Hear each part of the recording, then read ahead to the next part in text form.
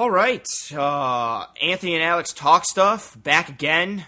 Back by popular demand. Episode 9? Episode 9. People are already referring to us as the best fucking podcast in the game. It's crazy how fast everything is picked up. Again, we've mentioned that we can't go out in public anymore. The people that line up outside our apartments. We mention this every time. Yeah, for some reason.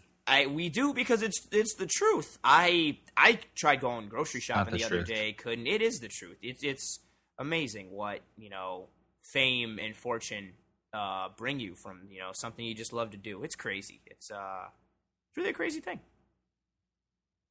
You remember when you called France bitches? Okay, so let's do this. So I said France was one of my Final Four teams. I said France, Spain, Germany, and Brazil. Obviously, was wrong on the other three.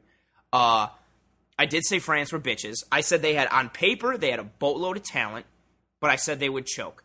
They obviously did not choke, but I also don't think they were the best team in this World Cup. Griezmann fucking falls down on his face and dives to earn a fucking free kick in the beginning, and then it hits off Mandzukic' head for an own goal. Oh, we're just talking about, but you got to do the run. But then they get a VAR review. I'm just not super happy with France.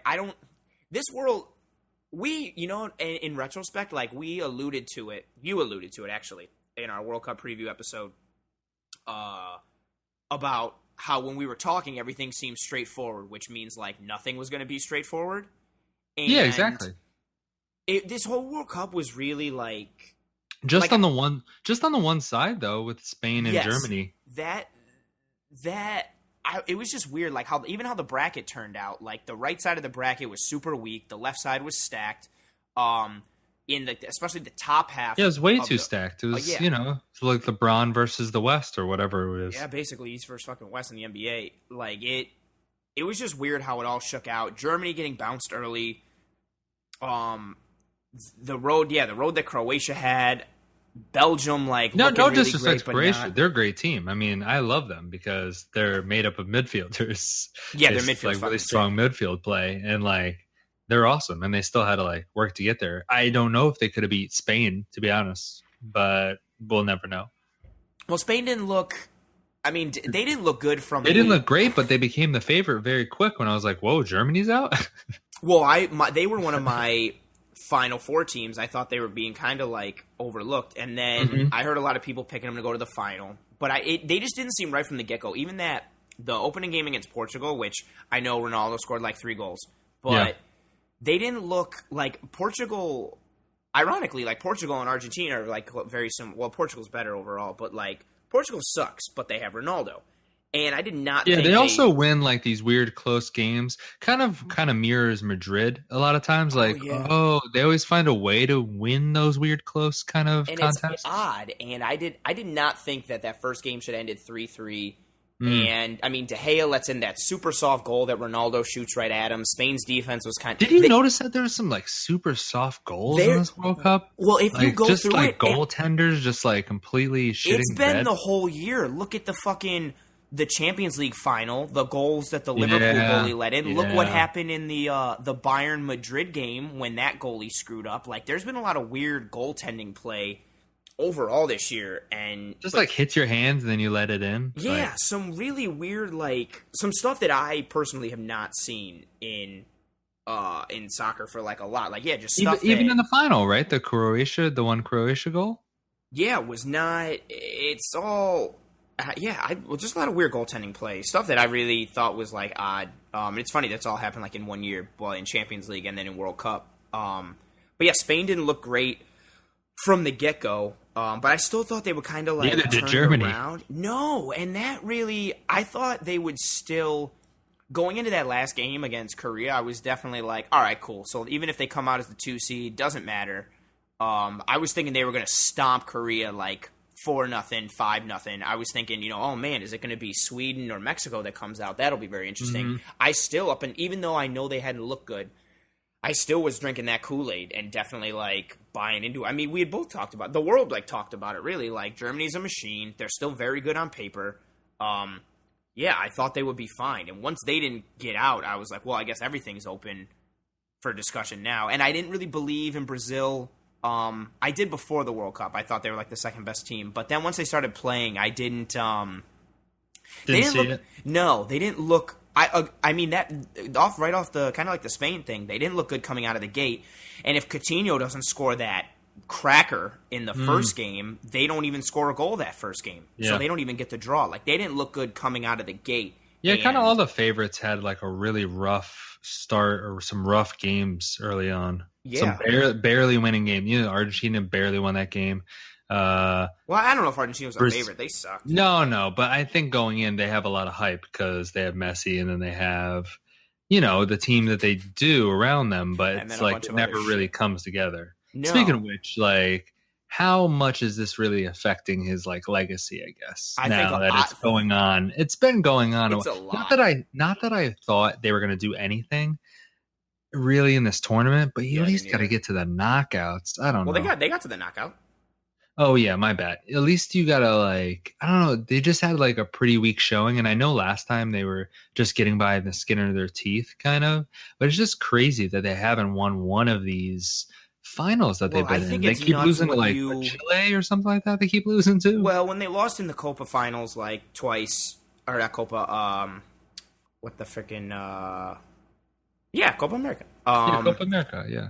Those Chile teams were very good teams. No, they are good. They teams. also, I also think we look past like, even with them going to those finals, those teams were still not good. They were just literally carried by Messi. And I think a big thing that's forgotten, even with Argentina being in this World Cup, the only reason they're there again is because of Messi. Messi didn't play for them for a little bit because he was injured during qualifying. They got no points in their games.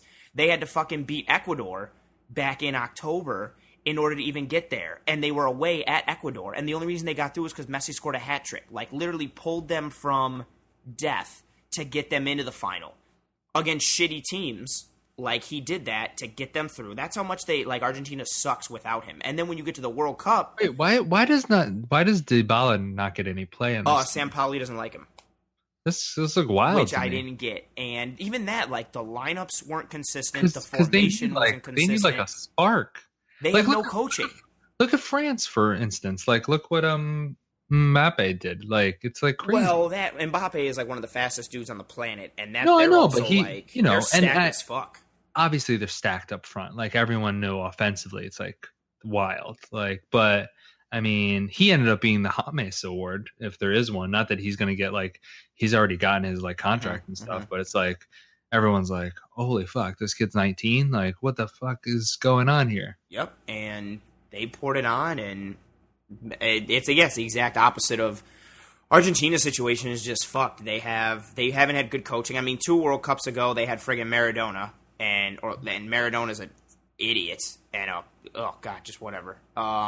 They just need like a solid coach. Like look at Belgium. They couldn't get it together, and then they randomly got Roberto Martinez. You know, the American used to coach Everton. Yep. And then got some stability. They just seem more solid. You know, that's all you like kind of need. Just like you need a person that's kind of off the beaten path. It's so crazy to me that a team like Argentina, who, again, I thought this version of Argentina going into the World Cup, I thought they were trash. I mean, I thought they were trash the last World Cup too. But the fact that you have like in the grand scheme of things and like the names of people of countries in like soccer, like Argentina's like up there. They're one of like the powers. And the fact that they went into the World Cup not having like they basically played a different formation each game within like the group stage and then the knockout. They had a different lineup each game. There was no stability. Didn't they just get their coach like 3 months before the actual cup? I think so. I don't something know like that. It was like a really short turnaround. I don't know how long he's been their manager, and there just wasn't any stability. Like when you have a team that that is kind of devoid of talent, especially in the midfield, which Argentina is, and defense. God, their defense and their midfield suck, and then their starting goalie goes out. Like, you need to have a system or a structure to go back on. And they had none of that. And then literally every team that played them were just like, all right, cool, we're going to surround Messi by four guys and see what happens. Maybe he should have just retired at the last one. He should have after the Copa. After everybody holds him over, like to this standard. Coals. Yeah, they rake him over the coals for everything. And I get it when you're I mean, I completely understand it. When you're going down with, like, a list of, who's the best of all time. I say it all the time. Like, if you're going to go with, like, best of all time with stuff, you have to split hairs and then split them again and split them again. Every success has to be magnified. Every failure has to be magnified. I completely understand it. I completely get it.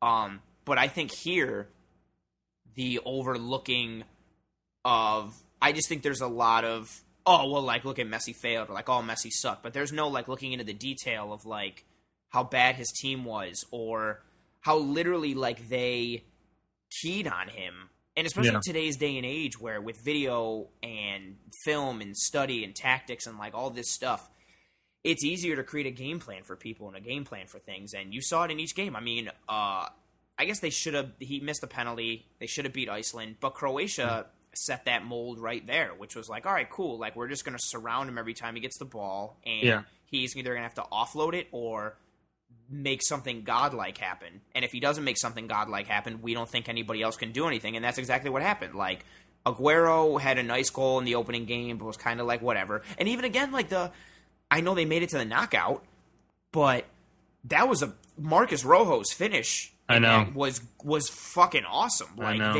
they kind of like how Brazil, like, wouldn't have won that first game without Coutinho's, like, cracker. Yep. Marcus Rojo's stunning goal, if that doesn't happen, they probably don't even make it out. And it was, I expected them to have a better time in the knockout stage, or not the knockout stage, the group stage. But they looked worse than I even thought. Like, there was no flow. Everything was disjointed. They did not look good. Di Maria looks like a shell of himself. And then I thought too, I was like, well, like, Dybala. They just need, like, younger players. Which is why Dybala should play more, but Sampaoli doesn't like him. And I was hearing a bunch of things that, like, the next World Cup will be, like, pretty good for Argentina because they have a bunch of, like, young, like, dudes coming through and they should be better and this and that. Yeah, and then you can get some of those old guys who've really, I know, it'll be interesting. Are they a name alone, really? Yeah, basically. Like, so maybe they need to, like, move on. They need to get the fuck out. And Mascherano already, like, retired. Not that I put anything, like, terrible on him, but... No, I love him. But the other guys, Higuain and, like, Aguero... Needs to get the...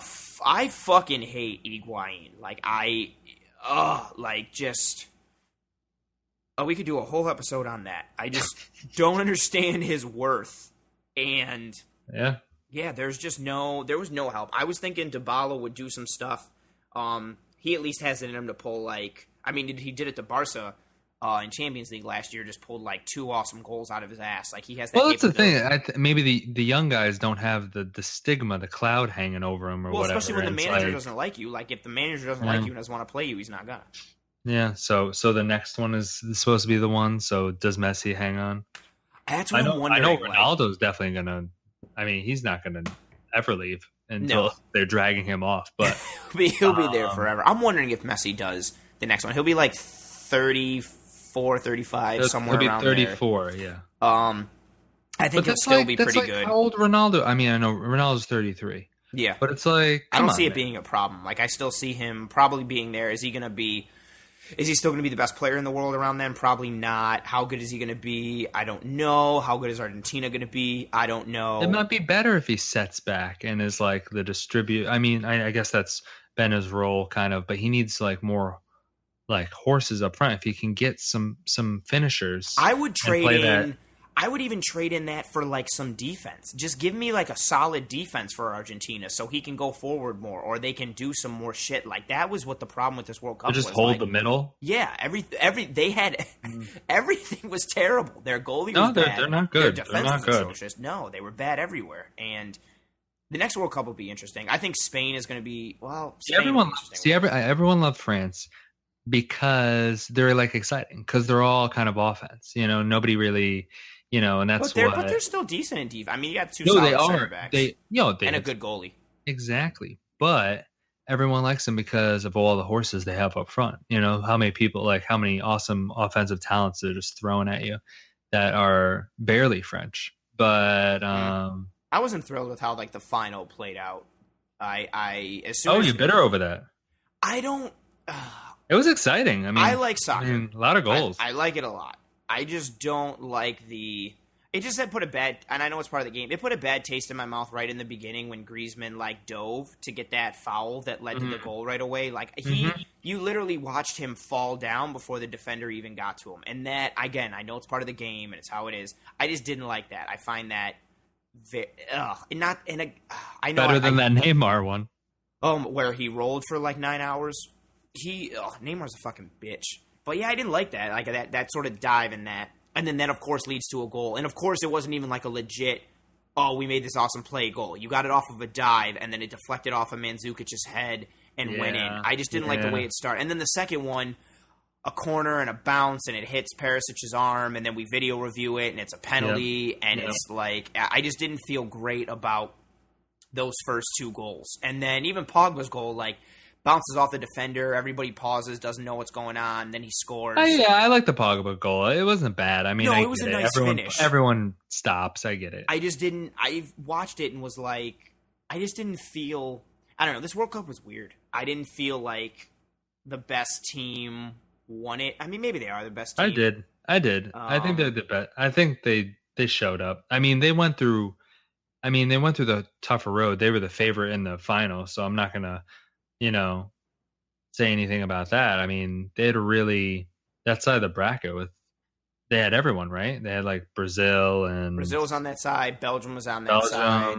I mean, beating Belgium was a big, because I was like, oh, Belgium is like the total football kind of German team. Like they look tough. They like, because they got a guy, or they're pretty solid on all like levels, and they have a superstar. And I mean, I guess in that regard, maybe like Belgium, France would have been a better final. I am two more complete teams. Well, France beat Belgium. Two better teams. I know, but in the final, it would have been like nice. It would have been cool. I didn't know how. But maybe that was like the Western Conference Finals. I'm saying like. And then that was like the final, quote unquote. Yeah. So. I didn't know what to think. I thought Belgium would come out from that side, but then even so, like I didn't fully believe in Belgium. I didn't know how I felt like coming out. Honestly, to be honest, once Germany didn't make it, I was like, well, this whole thing is open, because I don't know who. I saw a bunch of teams on even England. footing. England was right there, man. I mentioned in the World Cup preview episode. I was like, I thought that would England have been crazy for them. That would have been crazy for them. Ooh, they could have. But even then, they scored that goal against Croatia, and then all of a sudden, like, forgot how to play soccer.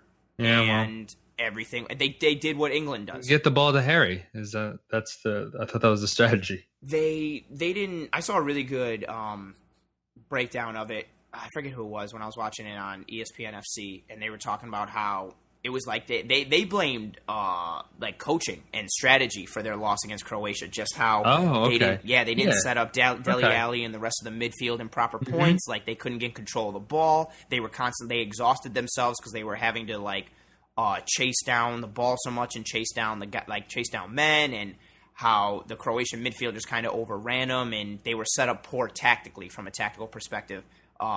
And that made me go back and kind of like really like rethink about everything and rewatch it. And it was like, I thought it was a really interesting point. But I mean, I thought England did what like England does. When they went up 1-0, I was like, oh, holy shit, are they going to do it? And then how it ended, I was just like, there you go. That's England. Yeah. But they're so young. So it's like, I think everyone has really high hopes. I mean, I think Kane's like 24. And he looks like he's like 50. Lingard. Yeah, no, he legitly probably looks as old as Ronaldo. Mm-hmm. But they're like so young. Kane and Lingard and Gerald Henderson and Dele Alli. Dele Alli's like 20 or 21 or something. Yep. Stones and Maguire, like they have some potential. Because all of that I was seeing beforehand, which is why I kind of dismissed England, was like, no, they're super young. They don't have it together. They're basically Harry Kane, and that's it. And that's and I was like, okay, like, so they'll probably get out. But then just the way the knockout stage kind of went, I was like, it's really between like, when Spain got knocked out in that first kind of game in that bracket, I was like, oh God, I guess it's between like the winner of like England, Colombia. Did they face England, Colombia? Yes, and see, that's who I thought Colombia was going to come out of that right side. Right. And then James got injured, and I was like, okay, they're kind of fucked. And what was interesting with England and Belgium, when they were both tied at the top of their group, whoever was going to come out second was going to get to go to that right side. Right. And right. both teams played basically like all their backups. And I was thinking like, oh man, like if Belgium lost and went to that right side of the bracket, I thought for sure they were going to come out. And then England went to the right side, and I was like, you know what? England might have a shot. I like them. You got to play the strategy. You got to play the strategy. I agree. Play the strategy, play the matchups, and I like them more going into the World Cup than you did. I didn't put like too much faith in them. I thought, England was going to England. But they gave the country hope, man. They got far. They did. And I mean, they were up 1-0, and they led a semifinal game for 67 minutes or something like that, and then Croatia scored, and Croatia's just tough. They're just tough. Yeah, they're a bunch of Besides the three guys, you probably couldn't name anybody else on the squad. I mean, it's 4 guys, I guess. You couldn't name anybody else on the squad. But it's like, they just play tough. I like the way they played. Besides Mandzukic and Modric and Rakitic, made them go. But I like Perisic. I like Rebic. Yeah, Perisic played really well. That one dude, the dude who's like the right back for Atleti, who plays for them, I thought was good. Lovren was like a decent center back. Lovren is. I played him in fantasy. When I played EPL fantasy like 1 year. Yikes. And I won. No, I got second to James, sadly. But it feels super long. If you play it because soccer season goes from August to friggin' April. Yeah, because I just saw a post on Instagram like 2 days ago, and they were like 1 month of the EPL season. I was like, God damn, these guys never. I was like, these guys never get a goddamn break. No, they don't. Wild the season out here, is man. Fucking death. Oh man, it's crazy out here. I mean, preseason's starting in like a couple weeks, and then the season kicks off like middle-ish, / third week of August, and you go right back at it. Yeah, and then imagine how fucked up it's going to be the next World Cup, because that's the one that's in Qatar, so they got to do it in December. Yeah, I don't like that at all because that's just going to mess everything up. And then it's like, I don't know. Nothing about it. So think about it. Like, it's going to have an asterisk on it for me. It is. Like, not only do they have to have it in like December, they have to play the games at like night and in like midnight and 1 a.m. because it's too hot during the daytime for any like living being to fucking survive in the sun. So they're redoing the time of year they play, the time of day that they play. And the only reason they're doing it is because they friggin' bribed the FIFA committee to get the World Cup there. Yeah, it's going to be so bad. Sense. You know what it's going to be really good for is the January transfer window. Oh, God, because the World Cup hero is going to be, oh, man, that's pretty sweet. Like whoever. That's pretty sweet. Yeah, the Hamas Award is going to go nuts that year. It's going to make all the great May soccer just like everyone's tired and just wants to go home or something like that. Yeah, everybody's going to be dead. No one's going to want to play the Champions League final because they're going to be dead from the Qatari sun. I mean, everyone's going to sit in February, basically. You're going to have to because you're not going to make it. Yeah. Yo, and that's what are they going to do? Because that's when February is like the first round of knockouts for Champions League. That's so what I'm saying. Oh, God. Yeah, I think they worked it out. I saw like 2 or 3 years ago even. They worked out how it's going to go, but I was like, oh my God, it just sounded awful. Like so they're doing like a month sabbatical and they're squeezing all these games in that they have to like make up, and it's on this kind of extended schedule, and it's going to be the Qatari sun is going to melt everyone. Horrendous. It's going to be terrible. Horrendous. Well, that's what oil money buys you. It'll be here eventually. I will be old, but it will be here. I mean, hey, by that time we'll be a nationally syndicated podcast and big time. I mean, even more big time than we are now because we're pretty big time now. But it'll be interesting to see where everything is at that time. Yeah, that'll be dope. One thing that I was just thinking earlier today was like, I'm bummed now that just like a year and a half ago. Like we had the 3 best players like on 2 teams that played each other like at least 2 times a year and like saw each other a lot. And now those 3 players are on 3 separate teams in 3 separate leagues. And 2 of those leagues suck fucking balls. Like Serie A is already dominated by Juve, and now they get Ronaldo. So yeah, but at least I mean at least classically they had Milan. Like that was there were some, but like Roma played well this year. Napoli's been good, but Napoli and Roma has been good. Right. Roma's been good, but Napoli lost their manager. He's going to Chelsea. Like, the Italian league has, like, weakened a bit. The French league sucks. You and I could put a team together and still finish top 10 in the French French is league. very bad. It's a very that league bad sucks. league. So PSG is going to run that shit. So nothing Neymar does over there matters, and nothing counts. And you know what's an interesting question for Juve is, like, are they really going to run? Like, who leaves? Like, so they're going to chill with Higuain, Ronaldo, and Dybala? Like, that doesn't make any sense. Somebody's got to go. No, I mean, we know what's happening. Higuain needs to get the fuck out of, like, soccer for everything. We know what's happening. Somebody else is going to go to Qatar with oh my god, Iniesta or whatever. That just doesn't make. Yeah, I think that weakens everything. I do like the Ronaldo Dybala kind of connection. I like it. Well, Juve now I think is a very interesting. It's pretty bittersweet for me because, well, being an Italian, like, I do root for Juve. I thought you were gonna say because Buffon left. Oh no, where he's going to fucking France.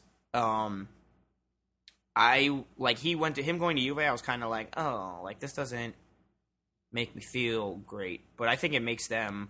I would have loved it if he went back to Man U. Like, he might have been like, okay, I'm this is awesome. Like, because I liked him when he was on Man U. So yeah, I think it would have been cool if he would have went back to England. Him going to Italy is pretty interesting. I think it makes Juve definitely, like, up there in terms of potential. I mean, because they don't have to go super hard in their domestic league to win their domestic league, so they can chill and then. That's the thing. And these guys know that. These guys are like, EPL. You can't win a treble in EPL. You're gonna get. And Ronaldo knows, like, oh sweet, I don't have to play against Torino this week. I can chill because we don't have Champions League this week. Like, it makes for an easier schedule. It was a smart move by him. It makes Juve better. It gives them a better shot at Champions League. It'll be interesting to see what else they do the rest of this summer in terms of who goes out, who comes in, and everything that follows. But I definitely think the Italian league is way better than the French league. And, well, what happens with Madrid now? I think they're better. Do you think they're going to fill in with Hazard as well as Courtois? As well as somebody else. They need more. They need more than just Hazard. What they got. I don't know. I can't read soccer stuff without, like, such a rumor mill thought in my head. Like, it's the craziest thing in the world. Hazard's going to go to us. He's every go to player Real. is going to every team. Yes, at all times. It's like not even filtered. Like, there's no. You can make up anything. You can just say anything you want and be in like football news. Yeah, like, it's like wild, and it'll get covered on a newspaper. And like, people don't understand it. It's like people. It's not like the LeBron thing, because I get that, and like news will come out and be like, he's only going to talk to these 7 teams. It's as if there's no contract kind of with any of these things. So it's as if like everyone was saying JJ Watt was going to go to every team, or like just in the middle of a contract for no reason. Nuts. Like, Tom Brady, no, he's definitely leaving and going to the Dolphins. Like, people could just say whatever they want, like, and it gets coverage as if it's a real thing, complete thing. It'll be in papers. It'll be like, it's crazy. I remember this. Is how far what contract system are they on where it doesn't matter? Like, is it just because buyouts? Because people don't even go to the buyouts. They always go to like always find like a middle ground on a buyout, because like Ronaldo's buyout was $1 billion, and obviously that's not happening. He narrowed it down to like 10%. His agent had some agreement with Perez, so that, and yeah, there's all these like back alley. Well, soccer as a whole is so corrupted. Yeah, we've seen the match fixing scandals in Serie A. We've seen the bribery and corruption within FIFA. There's stuff that goes on in like the Colombian leagues and Brazilian leagues all the time. It's so corrupt because, again, there's so much money being thrown around, and again, because there's no salary cap. Maybe they need more professional sports that people like in those countries. Yeah, that's not gonna fucking happen. No, I'm just saying, like, I don't know. Maybe it'll split it up a little. Like, I don't know. It's too ingrained.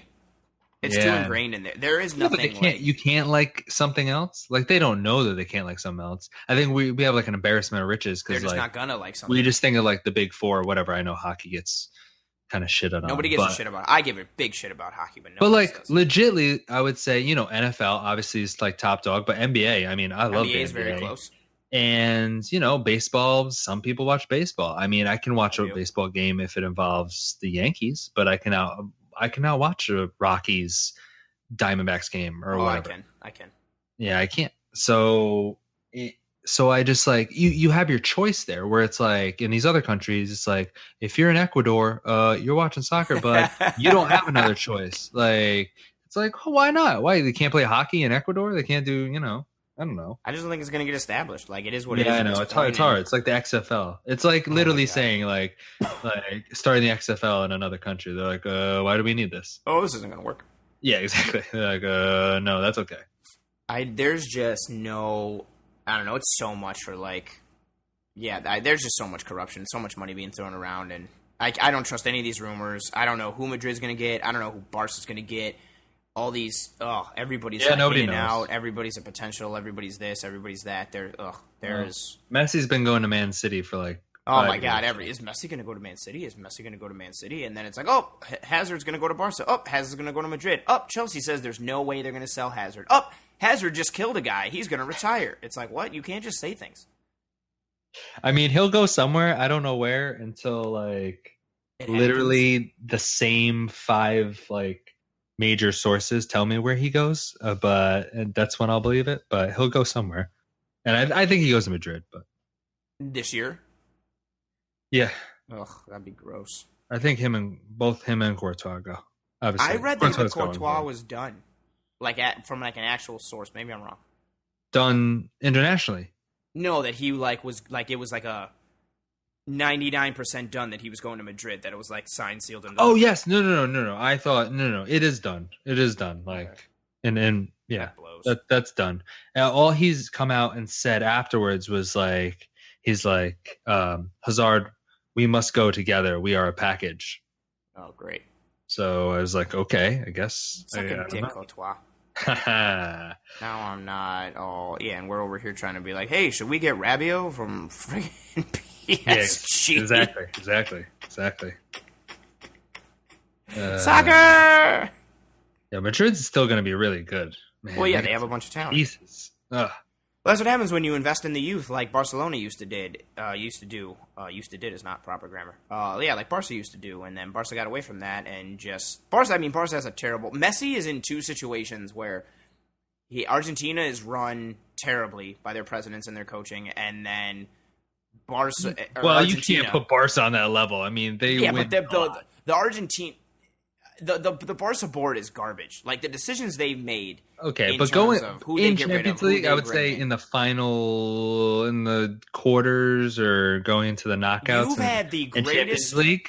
Go ahead. You would say that Barca was playing the best. That looked strongest. You've had the greatest player, hands down, of his generation, and very, very arguably, if not easily, the greatest player of all time. And you have failed to surround him with anything or prepare for the future. When you had Messi, Xavi, Iniesta, and Puyol, all you had to do was invest in some youth, bring some people along, and get ready. Instead, I thought they did. I thought they did, and then none of them just panned out. I thought they just scouted poorly. I really didn't think because they tried to bring you They refused to answer the money. They could have had all the dudes that are like the young gunners for Madrid. Barca could have had them. Isco, Asensio, Ceballos. Yeah, I just thought they chose poorly. Yeah, but they wouldn't give the money up. Like those clubs were like, oh no, we don't want $2 million for Ceballos. We want $3 million. And then Barca was like, nope, we're not giving you $3 million. And then Madrid came along and was like, all right, cool, we'll give you $3 million. And I know it's easier for Madrid because they have a boatload of money, which is the way they develop their shit. But Barcelona made a stance and a choice to not get those people. And in the same token... at that time, weren't they just like, well, we develop people, we don't buy people? Maybe. Wasn't that their stance? But they were still young enough that like they were like 19, 18, 20 years old. You're still putting them in the system and developing them. And then even to last year, I think Dembele is going to be sweet. But if you shell out all that money for Dembele, why the fuck didn't we just buy Mbappe? Monaco didn't want to give him the fucking PSG. Exactly. I think I think Dembele is going to be really good. Honestly, like I love how fast he is. I do too. I just want to play soundly for a length of time. Yes. If you're going to give all that money, why not the fuck just buy Mbappe? You had not only did you have all that money for Dembele, you had all that money for Dembele and fucking $50 million for fucking Paulinho. You couldn't have just given that to fucking Mbappe? Like, how easy was that? Mbappe, that's it. Monaco didn't want to give him to PSG. They didn't want to give him to Madrid. They would have given him to us. We could have had Mbappe. And instead, again, not that Dembele is bad. I think Dembele's sweet. But we could have had Mbappe with that money. I just don't get it. I don't get a lot of the decisions they've made. And again, my biggest thing, you had studs and you had horses who you developed through your system with Messi, Xavi, and Iniesta, and Puyol. And then you surrounded them with other guys like Henry and David Villa, and Busquets came along, and all these guys, and it developed. You just had to develop the rest of the system and let everybody come along. Buy yourself a sweet 18 or 19-year-old and let him sit for a little bit. Buy a guy and introduce him in slowly. Or develop him from La Masia, whatever. But whether it was their stance of, oh, we want to develop, or or it was their stance of poor planning or whatever, I don't know. But they just fucked it up so bad, and I think they're still in that. Look at the Griezmann saga. Like, everybody's like, oh, it's a done deal. And then he's out here making friggin' decision videos, and he ends up staying at Atleti. Like, there's just no rhyme or reason. And I know we ended up making a profit on the Paulinho deal, but shelling out $50 million for him last year didn't make a lot of sense. And I know he scored a bunch of big goals, but, like, I just don't understand. You've had the best player in the world for so long, and you had a great system and great people. Yeah, but you took advantage. We had our golden age. It's just like, but it shouldn't have ended, because when they all end. Right, but when the golden age was happening, Messi wasn't even in his prime yet. Yeah, and then Messi gets in his prime and you fuck it up. But Messi is not the reason we had a golden age. The golden age is because we had the midfield we had. Yes, with but a young Messi, obviously. Yes, but all you had to do was find the successors in that midfield. Yeah, but you weren't, that's fucking. You're saying find like to replace three of the best midfielders of like all time. No, I'm not saying you're going to get guys of that level, but you just get guys that fit your system and guys can take over and you'll be okay. Like, I don't think you could do it so. Like, easy. I like Arthur, who we got now. I think that's pretty good. But why did we not have somebody? They started ready to focusing take over on for up Xavi front and guys. Iniesta? Yeah, but you don't need up front guys. You've got that's Messi. what I'm saying. I know, but that's what they started doing, and that's what I'm saying was a problem. And there's no reason to. And granted, it got us a Champions League and a treble with Messi, Suarez, and Neymar. I get it, but the supply that goes to Messi is what was needed. You don't need. Messi already proved you can just have like fucking Pedro or Alexis or David Villa or fucking Bohan, whoever the fuck, throw those guys up front and Messi will take care of everything. You just need some guys to supply him so that the entire team just can't mark Messi. That's the only problem, because nobody can win like that. And what did the board do? They sat back. They didn't do shit. We had no replacement for Xavi. We think we have one now in Arthur. So hopefully that works out, Arthur for Iniesta. But not even. Arthur's more of a Xavi role. Like, there's... And where does Coutinho fit? Is he playing up on the wing? Is he playing in the midfield? Where does Dembele start? I feel like there's just too many questions going into it for a team that shouldn't have that many questions, and for a team that's fine because they can play around for a bit. You've had the best guy in the world. That's the thing with club. Instead of like, however people want to evaluate club versus international and what's more important. A lot of people think obviously international is more important, but how often are you really playing with those guys? I mean, here and there for friendly, you're flying somewhere. Well, that's why, international weird. So tough.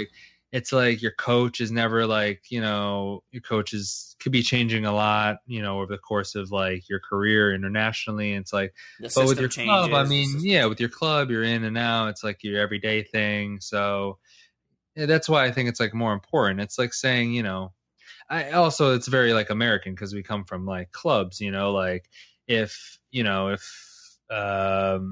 say in football, like the Patriots are a great club, but then Tom Brady played for, I don't know. Yeah, the USA Olympic team. USA Olympic team, or they did some weird heritage thing and he was playing for like England as their like quarterback, and they weren't that good, and it's like, well, he never plays with those guys and he doesn't have Belichick, and it's like, it's like everyone's human. I don't know, it's like he doesn't there should be a person who's like, hey, why don't we just either hire an old Barca coach to be the Argentine coach and just like do that sort of system, whatever worked. I don't know, like I forgot where's Luis Enrique now? Spain. That's right. I was like, España. Right. Like, or like Argentina couldn't have got him. And they're like, okay, run the same sort of Barca stuff and fit in the pieces. See, this is the pieces you have, and you can't get any other guys. Like, this is what you have. So, what can you do with this? It just, I just think some things are like.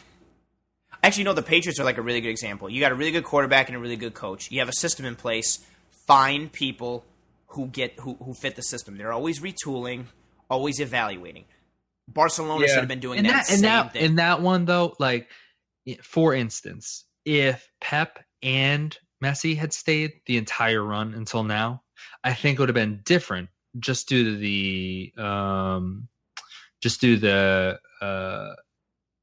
how I'm trying to think of the continuing But Pep can fuck off because Pep he left Barca. He's awesome. Yes, he will never. No. Let me get this out. He's the same. He's great. Yeah, but he left Barca because he was like, oh, I've accomplished so much. I want to see what else I can do. Too easy. Cool. It's too easy at Barca, right? Okay, so you jump ship from Barca to go to fucking Bayern Munich, who dominates the German league every year, who is also a Champions League favorite every year. It's not like you went to the fucking Segunda or you went to the fucking championship level in fucking England. They had better beer. Oh, you cannot defend Pep for that. You leave. That's like being like, it's too easy here on the Warriors. I need to jump ship. Dude, and bro, then you jump to the biggest other power. He's not in the too easy now. I know, like, too I know easy they have now. a lot of. Are you serious? Now he's on Man City. No, it's not, dude. Dude, it's easier at City because they're fucking rich as fuck. It does not matter that they have a lot of money. It does not matter because you still have to get guys there. It isn't like you can just buy Ronaldo or whatever. You don't have Barca or Madrid money. Barca doesn't have a lot of money. They have tons more money than everyone. City has way more. No, City and Madrid. No, they don't. City is the second in terms of spending capital and who they buy. Dude, the entire City team is fucking transfers and buys, and they just bought Mahrez, who doesn't even really fit on their team. It is a harder league, bro. Oh, I completely agree that it is, but not in like this Byron situation. No, they're not. I agree. The Saint, and he'll never be bad in my eyes because that glory time of soccer. Premier League is definitely harder. 100%. I agree with that. What I'm saying is easier is from the perspective of if Pep. He could be at Juventus right now. Pep goes to the board. He could be at PSG. Yes, he could, but what I'm saying, what he gets with City is he walks into that boardroom and is like, hey, I need like $60 million for Mahrez. They're like, okay. Hey, I need this much money for this guy. Okay. Hey, I want Sterling. Hey, I want De Bruyne. Hey, I want this guy. They still got to go there. I don't know why they give him an open check. They still got to go there. He gets to build whatever team he wants. Not really. I'm sure he wanted Ronaldo. He can't get Ronaldo. I'm sure he wants Messi. He can't get Messi. Well, yeah, but he can't get Messi because of Messi. Granted, there's going to be some play. Maybe not. That's not the point, though. Granted, the players are going to have some decision and say-so on where they go. My point is with it from an ease perspective is if Messi wanted to – this is what I'm saying. If Messi wanted to go to City, dude, it would be you think done. Man U, if they wanted somebody, they wouldn't fork up money to get somebody? Hello. They don't have the money that City does. Yes, they do. City are oil gajillionaires. That's the only reason they have a title. Their whole team – none of their team is developed. They're all transfer ins. They're all buys. They're loaded with money. They have oil money. They have Qatari oil money. They're loaded. That's why everybody in the Premier League hates them and doesn't think they're genuine because literally those owners showed up one day. I understand they bought their team, but there's other – dude, we're talking about the same 4-5 teams. Okay, sorry, Tottenham. The same 4 teams are at the top all the goddamn time. Sorry, and there's a reason for that. They all have the most money, okay? Like, they all have the biggest value. Man U has the largest value. So I don't you can't really tell me that they wouldn't have – a really large amount of spending power as well. Okay, but maybe Mourinho didn't want those people. I'm not saying it's not like I'm not saying it's worse or worse off than City. What I'm saying is Pep going to City and Pep going to Bayern after he left Barca. His stance at Barca was like, I've accomplished too much, or I've accomplished so much. I want to see what else I can do. And he went to jobs that I thought were easier. He went to an easier domestic league in the Bundesliga. That league is fucking easy as fuck for Bayern every year. They win it every year, unless Dortmund has a killer year, but they've been falling off.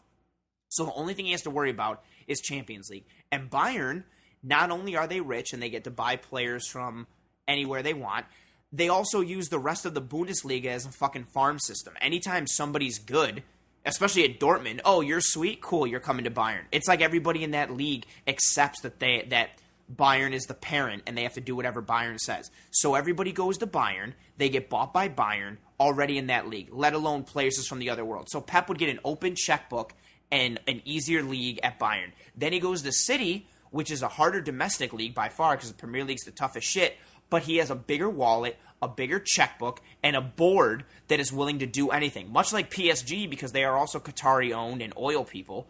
It's open season. It's open checkbook. You walk in, dude, show they up, all and it's like, have open checkbooks. Yes, but there's a difference between an open checkbook. He's coming from Barca. You can't sit on this highest of horses. The Barca checkbook is you're not basically as saying big. like you're basically like a Yankees fan who's like, well, we're trying to get the spending down. We can't just pay for anybody. Time like, out. You it's think not Barca's like that. checkbook and the money that they spend or are willing to spend is as big as Madrid's and Cities and stuff like that and PSG? If it's somebody they want, then yes. I'm not saying they make really dumb decisions about certain people. But if they want a guy, yeah, I don't think money's a factor. Every year, because at one time they had Messi, Neymar, and Luis Suarez, who was on top of the world in a Mo Salah kind of way, and they got like all, and they had all of them. But the way they were brought in were completely wages are a different thing. But bringing someone in for the transfer money, those are definitely different things. Neymar wasn't brought in for like a record fee. Suarez was bought, but it wasn't like it was a big fee. But again, those were one move here, one move the next season. They do their one move every year because they have a certain set amount of money that they can spend. I don't think I'm not saying it's not a lot of money, but every year they have their budget. Like, oh, we can spend 150 mil this summer. We can spend 112 mil this summer. Whatever their budget is. But I'm saying they still have a budget. Madrid and City and PSG have either A, bigger budget, or B, no budget. They just say, like, oh, buy who you want and, like, just win with it. That's what I'm saying. Like, Barca, they spend money, but they still have to be more frugal, and they have, like, they kind of have a set cap for themselves. Those other teams do not. I think with City in particular, like, I know, obviously, they're completely, like man-made in, like, a very, like, artificial way. Like, they were basically a nothing team for the majority of their existence, and the little red-headed stepchild to Man U, who's always been the Yankees, the most dominant, the end-all, like, be-all for English Premier League. And then they got new owners. They decided, we can do whatever the hell we want now. We're just going to bring in whoever we want, and they're just trying to catch up. And they don't have a budget, but they're still not going to get. It's like, granted, okay, they have like no budget, but I also think other like places like are pretty loose with it depending on their players, just because they're out there and kind of brazen saying like, well, we don't really care. At the same time, I just feel like they're playing a lot of catch up game, because I don't think a lot of these bigger guys want to go to EPL and get beat up for like 37 weeks in that kind of league. Fucking rough. Just because it's rough. So maybe you just have to do like record breaking fees and stuff like that. And like, I don't ever think like Messi will go there, Ronaldo go there, Neymar, any of these big names. I don't think they're going to go to EPL. It's like brutal. That's why it's like, I was surprised like Pogba and stuff wanted to go there. I agree 100%. It's a brutal schedule. It's a more physical league. I agree. I just think they have more. I just think the checkbook that's available for certain teams, I think, is way bigger than Barca's, and I think Pep, to bring it all full circle and bring it home, is a god among men. You're right. He had an awesome system. He had an awesome time. Another great episode. He had an awesome time. He did a bunch of great things. I love him for what he did, but at the end of the day, he jumped ship and went to harder places, quote unquote, but he made an easier road for himself. It's colder there. And it's colder. And he's the failed. terrain. And the he's terrain. failed. It's he's rocky. Failed everywhere I've that he's heard gone. The forests are much denser. They are much denser. He failed at Bayern and he failed at City, and he's going to keep failing. I mean, what's failing? I mean, if his record's like insane. Winning Bundesligas don't count because everybody. They do actually. Every one of them actually counts. They do, but he left, and they if just you go kept. Back, they won Wikipedia tells me they count. True, they do. He won the Bundesliga They won the Bundesliga before Pep. They won it with Pep. They literally kept winning it right after Pep. It's like a given. So it doesn't matter who coaches Bayern. They continue to win the Bundesliga. In that time period, the Premier League is impressive, but they in that time period was Barcelona, I think, stood alone too. I really didn't think Madrid wasn't what Madrid is right now, or obviously. And they were kind of like a little class below. And then Atleti wasn't quite there. And then no other team. I don't know if Valencia was doing well or whatever. But I thought they were kind of in a situation where they didn't have to go as hard in the regular season for a league either. Barca? Yeah. Well, you still had... No, Atleti was just turning it up right as Pep left, but Madrid was still there. And no, the I would still say that La Liga was stronger than the Bundesliga. Okay, and I would still say it's second. I think it's stronger now. I mean, it's like a really it's definitely solid stronger league now. It's a solid league. It's still definitely second to the Premier League. I think it's always been second to the Premier League. But I also think the top teams. What about MLS? You're forgetting. What is the MLS? I don't know. Is that the one where one of the teams is named after an energy drink?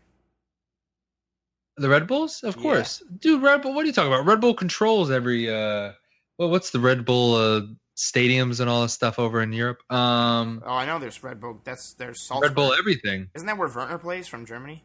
Yeah, I thought. What about is Pulisic really going to like Chelsea or somebody like of importance? No, I don't think so. Oh, okay. That's what I saw, and I was like, what? No. All right. Just checking. Nope. Who got me. Yeah, Pep's a bitch. I like him. So I mean, I like what he did. Like, I appreciate what he did. Obviously, yeah. Jeez.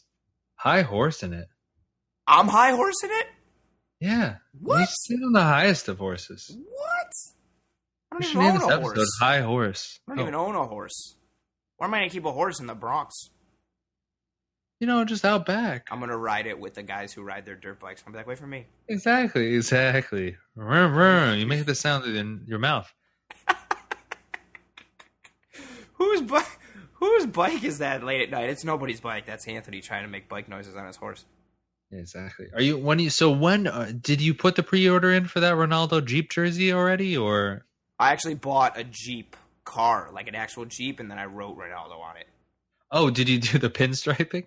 No, I just got a picture of his face put on the the driver's side. No, on the driver's side door. On the hood, does it look like that trophy, or actually does it look like him? No, it looks just like him. To? Yeah, I know what you mean. I hand drew it, and then on the hood is a picture of him posing after he scored a goal. I'm a huge Ronaldo fan.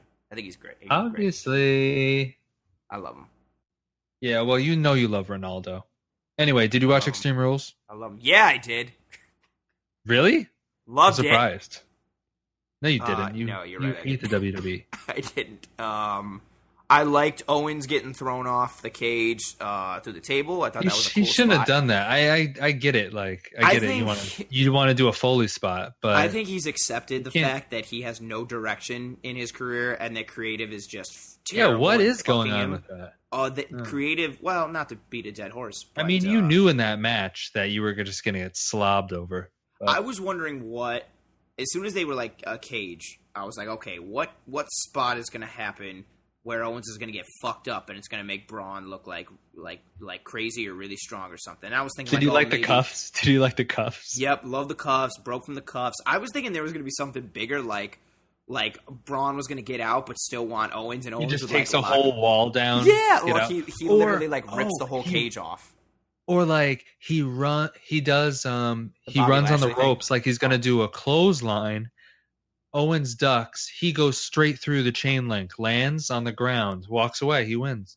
Yeah, kind of like just like in a human person thing, like through a wall, like in a commercial, like through the chain link, and it has his body outlined through the chain. Oh my, exactly. Like, oh my god! I was wondering I know they did the thing with Lashley like all those years ago when he jumped through the door or jumped through one of the walls of the cage. So I was like, maybe he'll do that. Maybe it'll be something like that.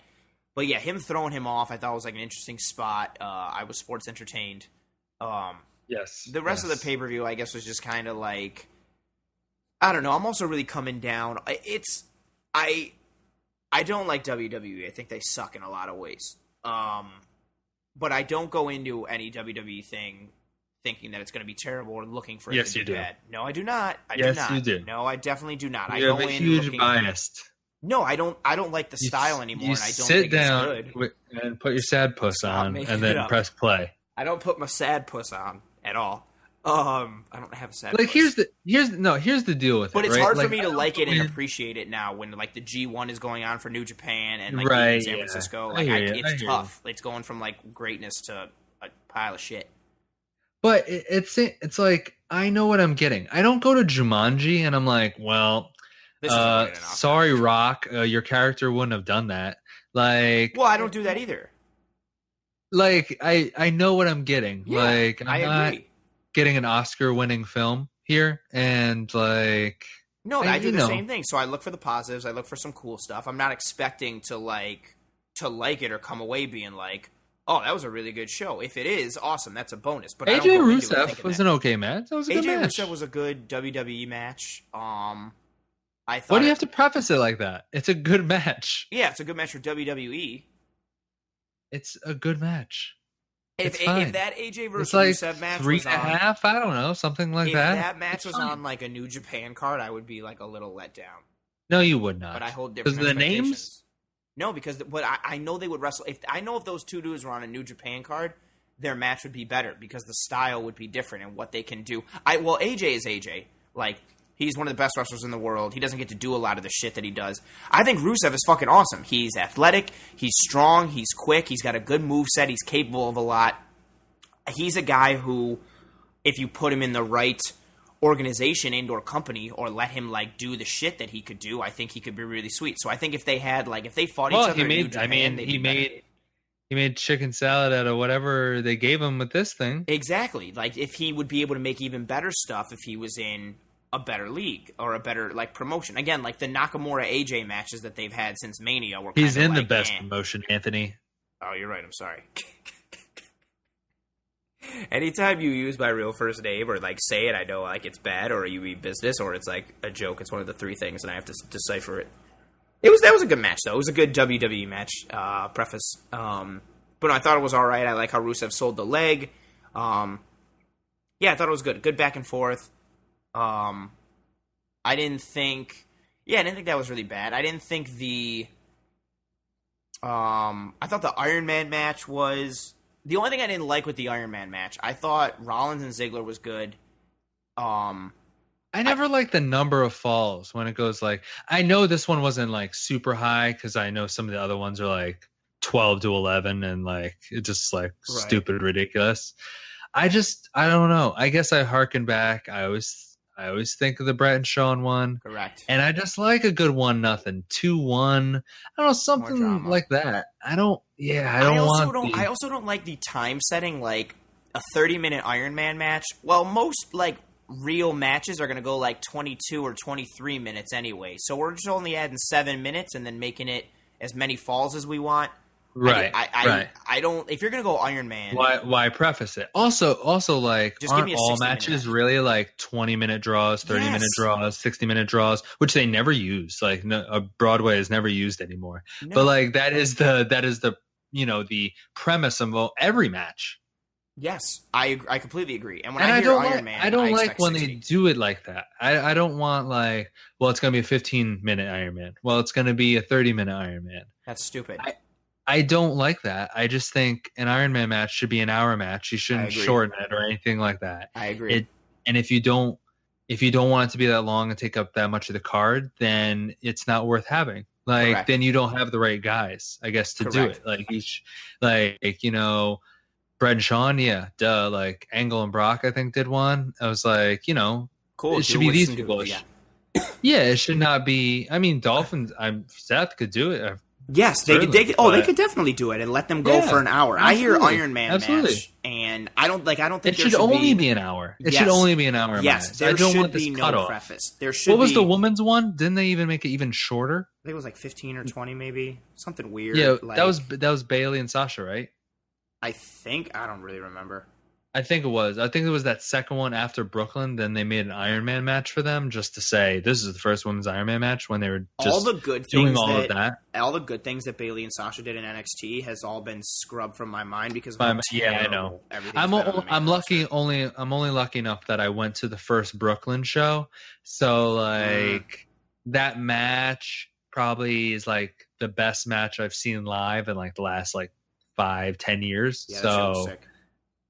And it was an awesome match, so it's like ingrained in my memory at least. It's tough for and me. not everything that happened afterwards. I agree wholeheartedly though. I don't think there should be no like number or statement before the word Iron Man match. It just should be an Iron Man match, and that means it's 60 minutes, as many falls as you can get. I don't like 15-minute Iron Man match, 30-minute Iron Man match. I didn't think that made sense. I didn't think it made sense that Drew McIntyre. The timing doesn't even matter anymore because it's like you own the network you're putting the show on. You don't have to cap it at any certain time. Like I was really like, the whole thing ended 19 or 20 minutes early from like they said it was going to be 4 hours and it just ended early. So I thought like something was going to happen or blah, blah, blah. And that's how you used to do timing like before when, it was a pay-per-view. You'd be like, oh, well, this is 15 minutes from the end. So something's happening. Right. But now that you could just end whenever you want. So it's like, why not do an hour? Like, people are just going to stop watching and be like, ugh. Like, it is what it is. I don't get the decision-making for it. I thought that was a little weird. And just everything with I didn't understand You didn't like the McIntyre stuff, right? Yeah, from a logistics perspective, right? Like, so McIntyre comes in and he interferes, and that gets a disqualification and gives Seth a fall.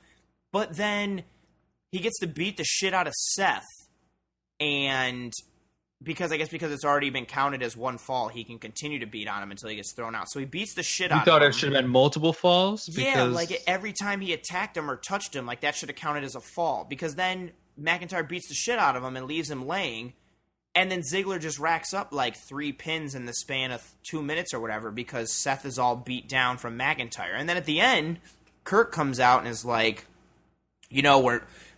He puts his foot down as if like, no, we can't have a draw. We got to have this. And then is completely cool that McIntyre runs back out, who has been thrown out from the ring and not allowed to interfere anymore. So he comes out and interferes and then costs Seth the match.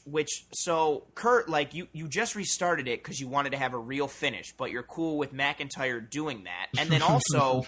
shouldn't that not count? Because McIntyre's not allowed to be at ringside anymore. I just don't, and I'm not looking for that kind of consistency. But I just thought that was like really weird. Like that you're like, hey, we need to restart this match for a real finish. But I also didn't like the Brock announcement because he gave him 3 options instead of like 2 options. Oh my God. He was like, okay, either either shows up in Buffalo, or he negotiates with me privately, or he's stripped of the title. And I'm like, no, it should just be like, you defend tomorrow night, or you're stripped. It's like one of those things. Yeah, like you're a bad caveats. You're a bad boss. You can't give that many caveats and that many chances. If he doesn't call me by Friday, it's over. Unless he texts me beforehand, and then if that's the case... Heyman texts me and says he needs more time. So I told him, that it had to be by this Friday, but he called me and let me know that he wasn't going to be able to make it, so I'm giving him another 3 months. Can't win them all. There's just a lot of, like, logical inconsistencies that don't make sense. But the Brock thing will be interesting. I thought with Lashley beating Reigns... no, that's got to set it up, right? That's SummerSlam, right? I keep reading all this stuff that it's like Brock. Oh yeah, I haven't read any stuff, so Brock let me know. Isn't going to wrestle at SummerSlam, and then I wrestled that he. That's what I initially heard. Yeah, I heard he was like. At first, I heard that he was definitely wrestling skipping at SummerSlam. And now I've heard that he's not because his number of dates. Yes, his number of dates, and now that he's entering back into the testing pool for UFC, and like UFC is his main thing. Like, I don't know.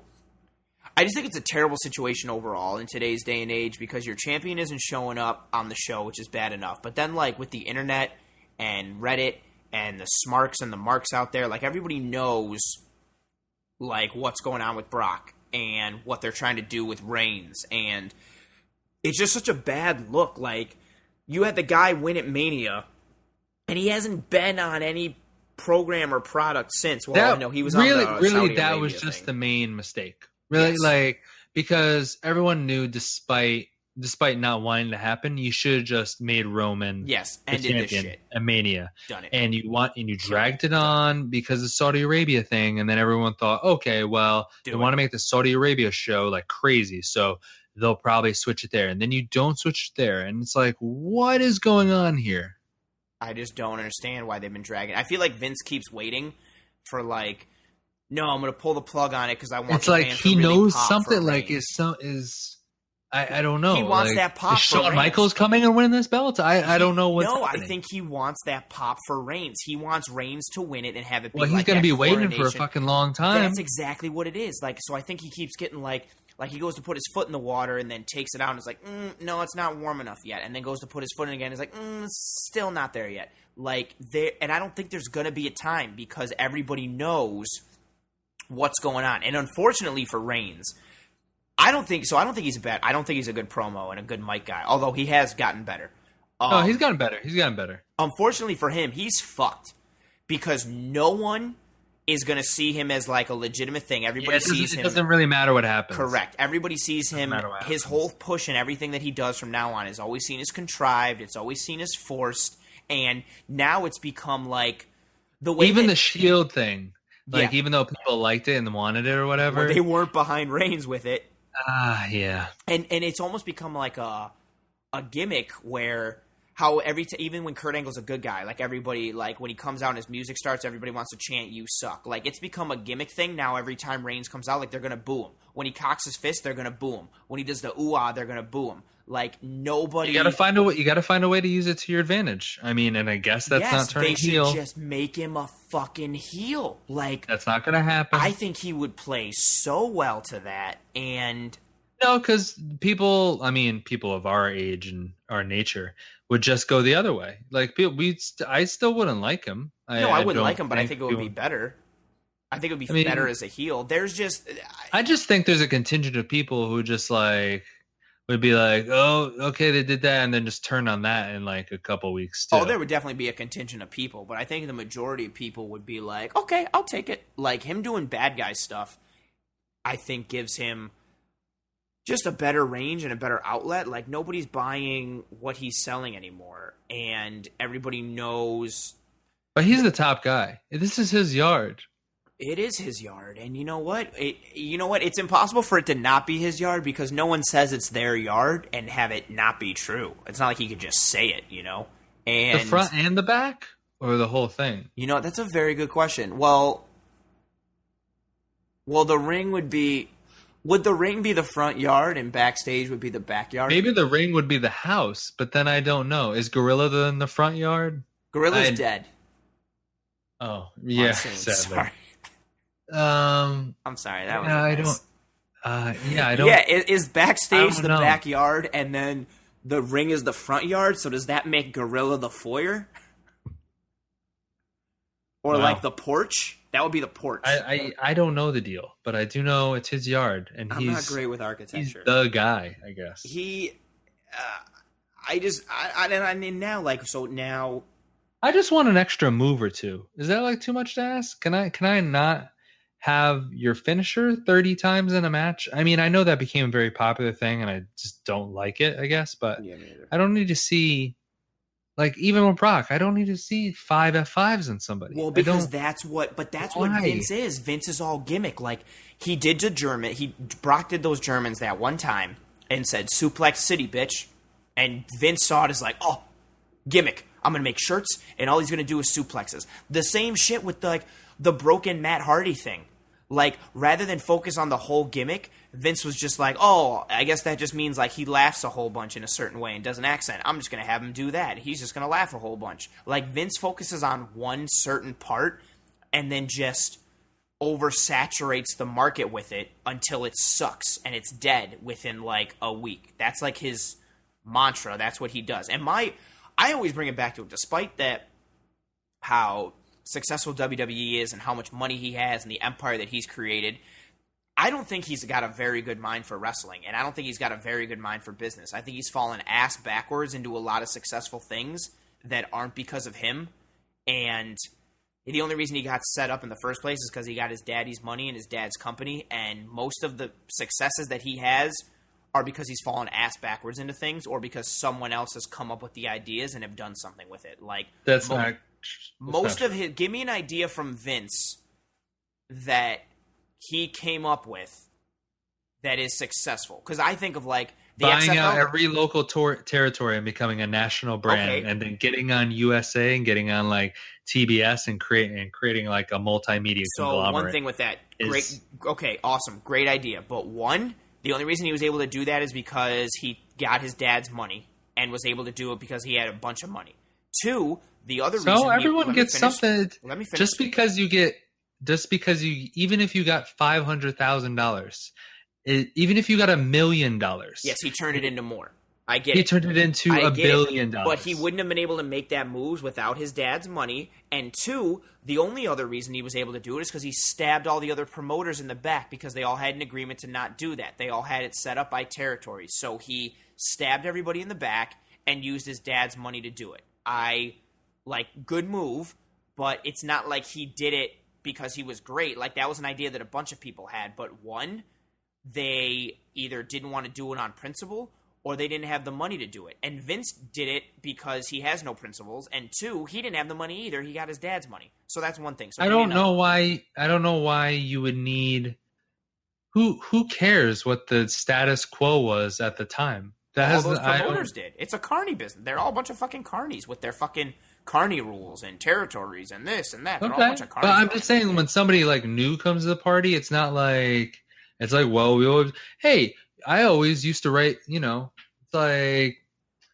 It's like people who still use checks in a way. Like, just because you've always done it that way, and because it's some sort of status quo and banks like it or whatever, doesn't mean like that's the way everyone's doing it. No, but it was less status quo. This specific example is less status quo and more like an agreement. And like Vince, there's a difference between coming to the table and being like, oh, you guys use checks? Well, I don't want to use checks, and I'm not going to. Yeah, but he went to the table and said, oh, you guys use checks? Cool, I'll use checks. And then the next day went behind everybody's back and stopped using checks. That's what he did. He went to every one of them and tried to buy them out. And he only stomped on the ones that said no. With his dad's money. So he did I don't think it's wrong. With. I don't think it's wrong at all, because it's the same thing Bill Gates and Steve Jobs and anybody who's super successful in life has like done. Like, everyone's like, I don't know. In my eyes, like, you can't like play patty cake and get to be like a billionaire. I can can be persuaded either way on that one. But give me another one. Give me another thing that he did, like within the wrestling business. You don't have to. Like, you don't have to. Like, all these guys in like Texas who found oil, you don't have to do another thing that's amazing. You became, to be a billionaire. Okay, but that's not changing. That's not giving yourself an argument of like, my argument is, I don't think he's got a good business mind, and I don't think he's good, especially in the wrestling business. You said that he is, so give me an example of why. I just think the product is getting – you think he's never had it or whatever, and I don't think that's the case. I just think there's too many hands in the pot now, and what they're trying to do with by bringing the Hollywood writers and being more PG they've tried to do it, but it hasn't been as successful because they can't go to the storylines of where they would go if they weren't PG and they weren't, a public company. And it's a different mindset. Like, I think he would be good in like an R-rated sort of thing, but when you kind of chop that off, then it was fine. Yes, he was. I mean, he wasn't fine, right? He wasn't the one calling the shots. Dude, in the 80s, they were just fine writing the book between the three of them. It was fine. And then in the 90s, early 90s and mid, they were a terrible product, and WCW overtook them. And the early 90s, then they brought in, obviously you bring in other people, but for all accounts, like, I just think Vince Russo is basically like hot-shotted everything, like, because he only did it for like so long there, right. and then and got out. I mean, it's the same thing that people did in like territories. Dundee did that in Memphis, didn't he? Like, you just like sometimes you just like hot shot the territories. I just don't think he didn't make those even with the Attitude Era. They still weren't beating WCW, and everything in the Attitude Era, granted he filtered out some things, but a majority of the ideas were Russo's, or the ideas from the wrestlers themselves. I mean, his gimmick for Austin was the fucking ringmaster, and then Austin came up with his own gimmick and his own idea and his own thing, and then took it and ran with it. Like, plus the Attitude Era was stolen from ECW. Right, but I think also a big factor is, like, the people, like, he doesn't have Pat there anymore. Like, true. And, like, Pat, always was, like, the best finish guy. Everyone always says that, like, has awesome ideas. And because he knows the business. Vince does not. Vince knows the business. I'm just saying, like, you need more than just, like, the one kind of person. I don't know if, like, Bruce is a cog or whatever there, or just like a yes man or whatever the deal was. But, like, like, having Bruce and Pat and Jim Cornette and, and Vince, all kind of them doing the thing, and then taking it away and giving to, like, these, 13, 14, 25 to 30-year-olds and being like, here you go. I don't know. I just think there's, like, a disconnect. I completely agree. Like, but you also have a business model in NXT that works extremely well, because Triple H knows what he's doing. And at one time in NXT, like the last couple of years, there was literally like one writer for it. And so you have this other successful model. No, I agree. I think that's an awesome model, and that's great. Also, the amount of content they have to put out helps. True, but you can also figure out a way to get things done the right way and make the product better. I also think it doesn't matter if the product sucks right now, but then what's the reasoning for making the product better? Like, if you tell me my product sucks right now and I just sold it to Fox for like $1 gajillion, like, okay, my product sucks, but I'm rich. There's really no reason, because as long as you're still making the huge amount of money they are making, like, there's so really it's going to stay that way. Other than just, like, integrity of product and stuff like that, but Vince has no integrity. They're not. He wanted to do an angle where he impregnated his daughter. Yeah, they did a lot of, like, weird angles back then. It's like Kurt Angle. People want to, like, if you just watch, like, a Raw, like, have you watched, like, a full Raw from, like, that age, like, lately? It's just like, wow, this was happening? Like, this is just, like, crazy. Oh, from the Attitude Era? Like, yeah. Oh, yeah, it's fucking batshit like, crazy. Dude, it's just, like, fucking bananas. Like, and people are just like, yeah! Like, and just, like, I think it's, like, a nostalgia thing a little bit. Like, if you go back, you're like, what's even happening here? Like, there's some, like, obviously really memorable things, but then some other things are like, what the fuck is going on? Yeah, well, a lot of that was, like, there was a lot of shit, but it was covered up by, like, the greatness of some other stuff. I just never bought Vince as a good wrestling mind or a good guy, and I know he's had some ideas, and obviously he has to be successful in some sort of way in order to get the company to where it is today. I just don't have a lot of faith in him as, like, a product guy, and I really don't. I really haven't ever. Like, I go back and watch some of, like, when I used to watch, like, Superstars when I was little and stuff like that, and just some of it's just really bad. Like, watching, like, Bret Hart wrestle, like, the friggin' Brooklyn Brawler, like the Repo Man. Like, I can't believe there's a character like the Repo Man. Like, there's just so many bad things that happen, and I feel like a lot of them were, like, Vince being like, we're going to have a character who, like, repossesses stuff. This is great. Sign him off. Like, or friggin' Max Moon. I mean, like, probably, but it's just, like, ebbs and flows. It's like anything. It's like the Barca discussion we had before. It's like, but I don't think there's any more flow. The new generation, whatever that time period was like, what the heck is going on here? But then that turned, and whatever steps it took, like having a new writer, having Russo, having the correct talent at the right time, being there, like, in their prime, really stepping out of the box, that kind of thing. I mean, all those things kind of have to come together. But so you have that right now.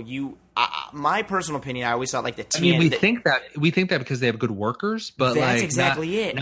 But not people that, like, go beyond, like, the charisma factor, that go beyond into like the mainstream. You've got some guys on that roster who I thought TNA, the 2005 to like 2008 TNA roster is like the best assembled roster of all time. The WWE roster right now.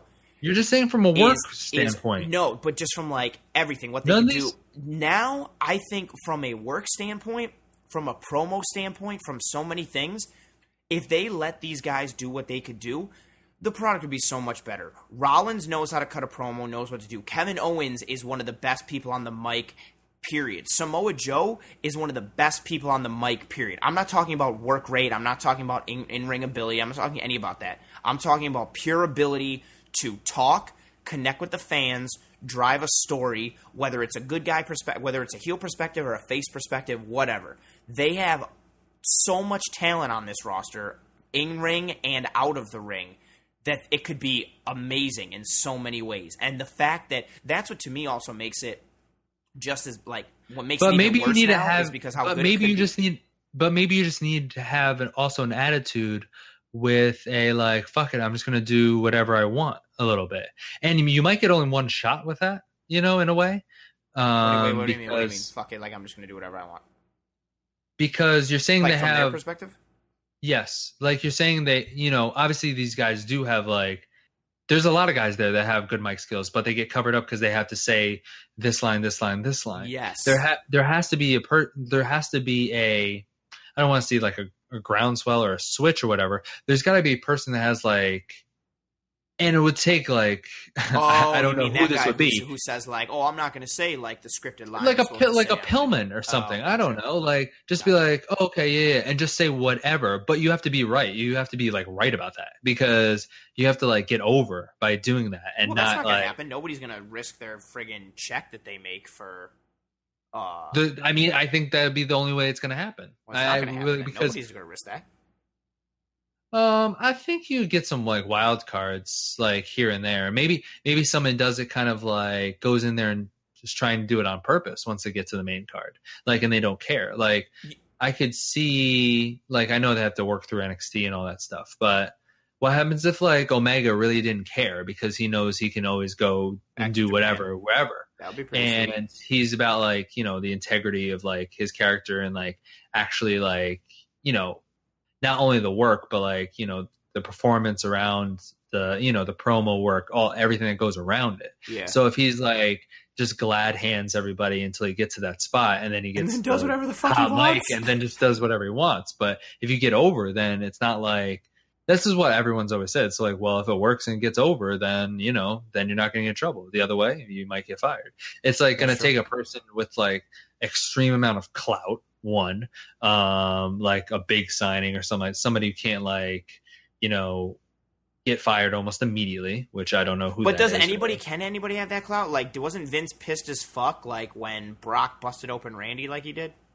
Yeah, but I bet Brock could do that. Like if Brock went in and cut a promo like he did in UFC just the other night, like everyone would be like, whoa, like, I don't know, everybody be fired up, even though he like awesome. Cursed and stuff. Like, awesome. What repercussions would he have? He'd be like, okay, fine, I'm just going to go fight in UFC then. No, like, he would be like, well, I'm just going to stay in my house in Canada and not show up like I haven't. He's the person that could do it. He just chooses not to because he doesn't like wrestling. He just shows up and cashes a check and whatever. But if he just decided one night, he was like, fuck it, I'm just going to, he's an awesome promo. Like, it's just nobody gets to see it because 100%. He's great on the mic. He doesn't like what he does. Like, he's just doing it purely for like money's sake. He actually likes fighting and he likes a bunch of other things. He likes being alone, I guess. Yeah, that's what I was going to say. Like living in isolation. Like you can clearly see just by like walking in the octagon and like talking all that stuff. Like, you're like, holy shit, man. He's like, he does not care about the WWE at all. No, it's just like, is this over yet? Like in his matches though, he doesn't like from at least my perspective, he doesn't completely like mail it in. He's willing to do whatever, because he doesn't really care about outcomes and stuff. And, I think he always puts on like a fine match. It's not like, he is what it is at this point. And I think like, that's what they're going to keep him. But imagine you came in and it was just like, I've been here all night and fuck Roman Reigns, he's a pussy. Like, blah, blah, blah. Like, that'd be awesome. Imagine if he came out, he came out tomorrow, like, and Heyman went to speak and he just grabbed the mic and he was like, everybody's been talking shit about how I haven't been showing up. Like, I don't give a fuck about any of you guys. Yeah, I mean, like, is there anybody willing to, like, just pipe bomb? Like, is there anybody really willing in today's day and age to do that? Like, who doesn't really care? I think they should. Punk didn't. No, Punk didn't. But in today's day and age, with how like, I mean, granted, Ring of Honor is not like huge, like, but with Ring of Honor and how successful New Japan is, you would be able to, I don't know, like if you were Seth Rollins. But I get it. You don't want to travel. You don't want to be out of the States for a long time. But every weekend you're in a different place. And that's exactly what I think holds these dudes back, because it's like, well, I'd have to uproot a bunch of my life, or I'd have to change a bunch of shit. I don't know exactly where I would go or what would happen, so I'm just not going to do anything to buck the trend. But I think they all know. You need to be a certain person, I guess. Yeah, I agree. And they all know like what's going on. Like, I mean, you saw the quote from Daniel Bryan. They were like, oh, what if they booked you at WrestleMania versus The Miz? And then he laughed and was like, oh, do you think like creative could be able to book a long-term storyline that would end in Mania? Like, come on. And Sasha Banks is out here shitting on creative. Yeah, what have you seen? It's like, what have you seen in the past that would make you believe? That would make you think that could happen. And I think the talent I saw an interesting quote from Dolph. Dolph was on Lillian Garcia's podcast, and he said something about like... Oh, he says stuff all the time, too. Yeah, and he had a really good like quote about how, somebody said something about like, if you don't get over, it's always like your fault, or it's always the wrestler's fault.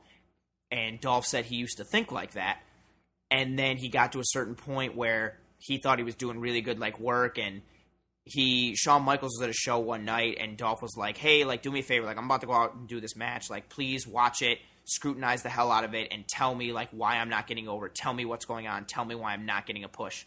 And he went out and did his match and came back, and Shawn was like, I don't know, man. Like, I think you're doing great. Like, I don't get it. And Dolph said, like, he realized at that point, like, if they don't want to push you, they're not going to push you. Like, sometimes it's on creative and it's on that staff. And I think a lot of the wrestlers, especially the dudes who can really work and who can really go and who have come from not even necessarily the indies, but have had to work their way up to like get there, I think they all know like what's going on and that it sucks and they don't want to be there. But at the end of the day, they're in like they're the biggest fish in the pond because they're in the biggest pond. And yeah, man, but it's just the stability of it, That's what I'm saying. I guess creatively they don't mind being neutered because it's like, okay, I know I'm getting this set salary, I'm getting insurance or whatever. I'm getting like, so it outweighs all that. Protecting my family, blah blah blah. No one's gonna change that. No one's gonna buck that. Well, trend. I don't want to say no one. Someone's gonna change it eventually. I don't know. Like, I don't know who. Everything changes, man. I think the product changes naturally on its own before. Like, I see it changing because Vince or Triple H or whoever is running or calling the show is like, hey, we're going to go in this direction. I see that happening rather than it being like, oh, shit, someone just did this and it got them really over. Maybe we should change the product and do this. I see people changing because they're going to allow it rather than somebody bucking the trend and the product changing as a result of that. Because if that was the case, Punk's pipe bomb back then would have done more than it did. Yeah. I just don't see anybody willing to jeopardize that stability and jeopardize that. Like, I mean, like, honestly, like, AJ could do it. If AJ wanted to, he could do something like that would piss off McMahon and them and be like, all right, cool. Like, I guess I'll go back to Japan. He's not gonna. But he could I'm not saying he's gonna, but he could if he wanted to. Daniel Bryan could do something like that. Like, certain people have I think it's more like, it's harder with those guys because like AJ, like he has like 4 kids. He's from America, like he's from Georgia. And it's like he's kind of been working to get back here and get more stable, Right. Whereas like say, I don't know, Nakamura or something like that. He's like, you know what? I haven't been able to do anything I wanted to do. And I'm just going to do whatever the hell I want to do now. I agree with you. Like, but the dudes, and that's what I'm saying. Like the dudes that could do that or could pull that power move most likely won't because of the stability that this job offers them. So they sacrifice some of the in-ring ability or their creative ability, or like exactly what you said, like they allow themselves to be neutered, whether it's on the mic or whether it's in the ring. Like they allow that to happen because of the other benefits that they receive and whether it's stability, whether it's money, whether it's the spotlight, anything like that. It's hard. I think they're trying to work with it and make the best out of it and just hoping something good comes along eventually, Unless you just break like Kevin Owens and decide, like, you know what, I'm just going to have people throw me through shit all the fucking time. See, like, what would be awesome in this angle? But the thing is, you just wait around in that company for a while, and then something kind of comes along. Like Dolph, he was just like there kind of just treading, doing nothing, didn't care neither. And now him and like Drew are like, like people that the other people are talking about, like as far as like getting pushed and like where they're at. Right, but then now here's my, I guess I'm pessimistic in that view. Like, I see that, but I think of all the other people who didn't get that chance and probably won't, and I see Dolph as like more of a one-off, and then I also think like, all right, that's happening with Dolph right now. Like, where is Dolph going to be like in 2 months or 6 months or a year? Like, I don't know. I don't have faith in them to like keep things going in the right way, and there's just because I know they don't have any long-term planning. Like, there's a lot of it. Granted, I'm not in the room, but like, there's so many reports from the wrestlers or from people in the know, quote unquote, that like the wrestlers show up to Raw and there's not even like finalized plans for like what the show is going to be that night or like what's going to happen. And there's so much like last minute decision making and plug pulling and switch this and do this that they don't know what they're doing week to week, let alone like a month from now, 2 months from now, 6 months from now. So I just don't have like a lot of faith. Like, again, I think Dolph is doing well for himself right now, but I could very easily see like a month from now Dolph having nothing. I mean, he could be the Jinder Mahal of this year. Like, last year, Jinder was like a champ. Granted, it was for a specific reason, so they could get views and subscriptions in India and all that crap. But now he's just like some jokey guru guy who gets like a couple minutes of airtime once a week, and that's it. Like, that could be Dolph in a year because that's how things work over there. I just don't have a lot of faith in them to do stuff. Yeah, I probably agree. Well, that was a great WWE Extreme Rules recap. Really went into details on every match. Well, there's no, like, Lashley won. He's probably going to fight Brock. I don't know what's going to happen, or unless they figure out a way to get the belt off Brock and put it on Reigns. I don't know what happens with Lashley. Yeah, they kind of have to. What are they going to do with Reigns?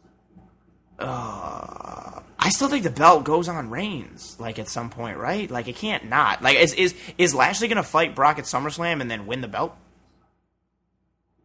Maybe, yeah. Really? Ooh.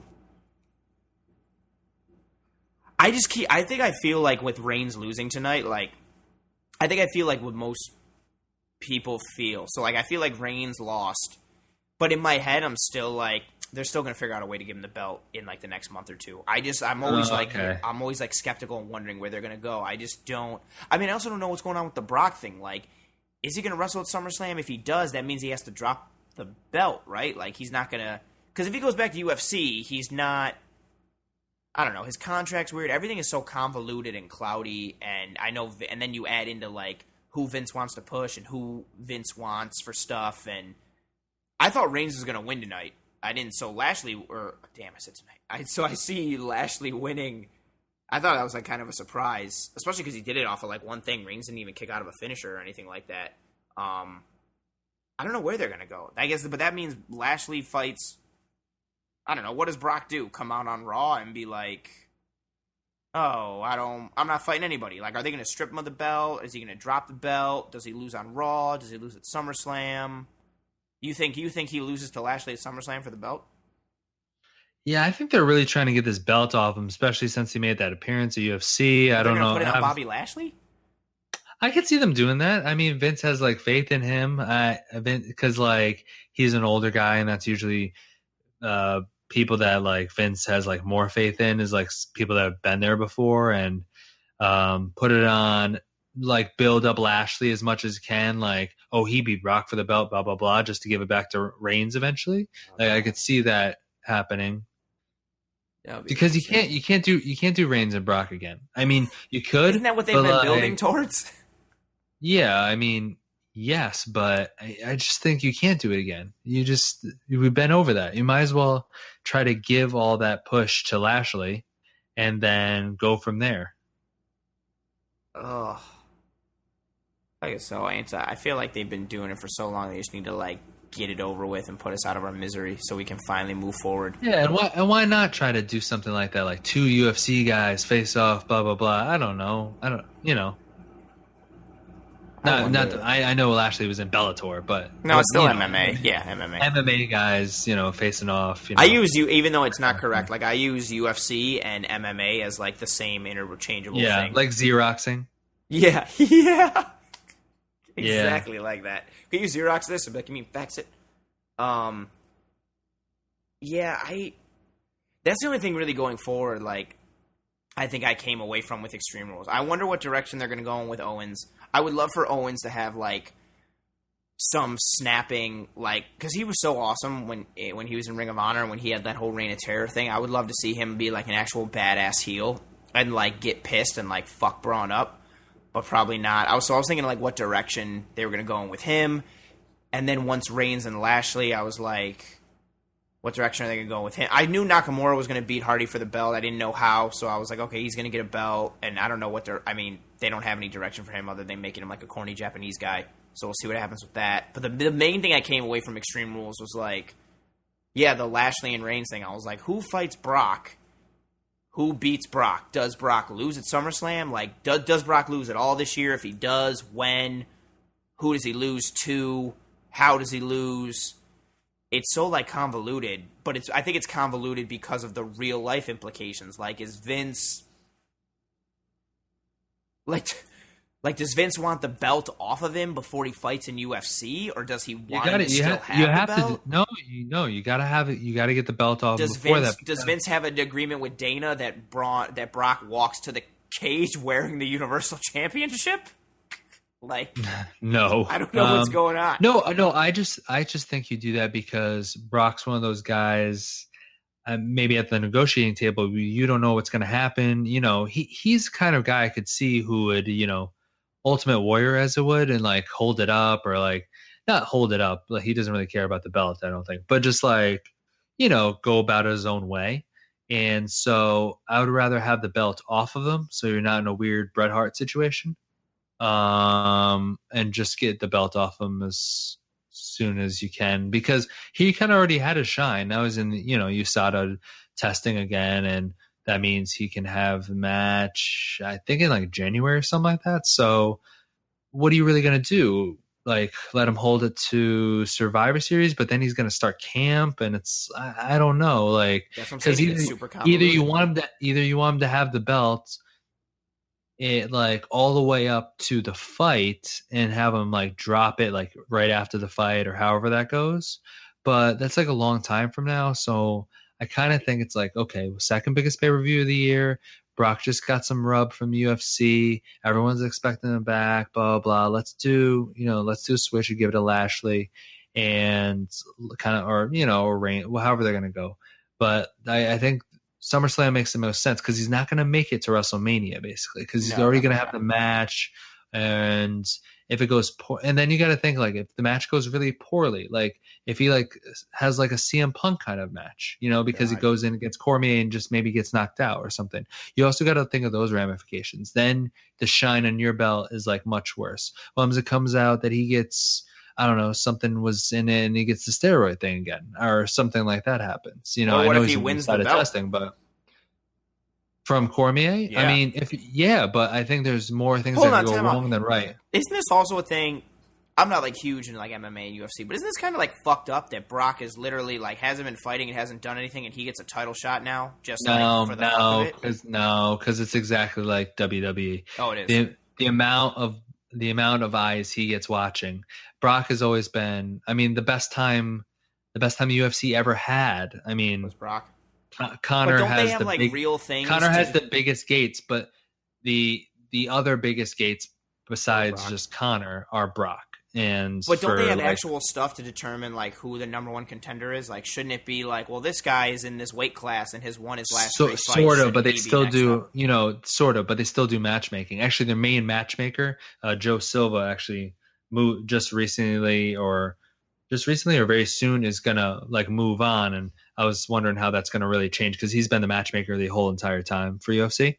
So that it's been big with like Dana, yeah. So he's been even before they were public, he was the matchmaker. He's like an important cog for them. He's their Kevin Dunn, I guess. So I was wondering like what's gonna happen. But anywho, no, you immediately can do whatever you want with Brock. Like he doesn't need a Mark Hunt kind of match. You can hype it. Like that's the thing. It's just like boxing. It doesn't matter. Like if Ronda went back to UFC, she'd be in a title match, if she wanted to be. Like, I don't know. It's just, that's how it is. I just didn't get how, like, I was like, does that mean Brock has to fight somebody first and then he'll fight Cormier? I was like, he can just straight up show up and cut and jump to the front of the line just because. Absolutely. Oh, okay. And what's everyone else going to say? Because they're like, oh, that was my shot. They're like, okay, well, you can fight on the same card if you want for the number one contendership, and you'll get like the rub because you'll get the money. You know, Yeah, like that's they true. all get like, not that they all get points, far few of them get points, but like they get better. One, they'll have more eyes on them, but I think they do get some sort of Percentage. more incentive by being on the card. You know, it's just like boxing. Okay, that makes sense then. All right, well, I guess we'll see what ends up happening at SummerSlam. Yup. Yeah, Extreme Rules. Pretty good pay-per-view, I would say. I don't know, 6 out of 10. I don't know. What are you going to give it? Out of 10? Oh, what? You want to do out of 5 stars? I don't No, know. we could do out of 7 stars? No, I like the 10 scale. You gave it a 6 out of 10? Sure. Like, I wasn't expecting much. It was fine as is. Maybe it was like a 5, whatever. Yeah, I'll cut it to 5.5, whatever. I'll give it a 5. Okay. Yeah, It's fine. I'll give it a 5. Just an average, whatever WWE pay-per-view. Right. You have the Kevin Owens spot. You have, Rondo with a little run in. 5. You got all your things. So pretty good. We'll see what ends up happening going into SummerSlam. And if you like this episode, rate and review us on iTunes, Spotify, Google, wherever you're listening to on this. Get at us on Instagram at AA Talk Stuff, mainly on there, Twitter and Facebook as well. And we'll catch you down the road. Later.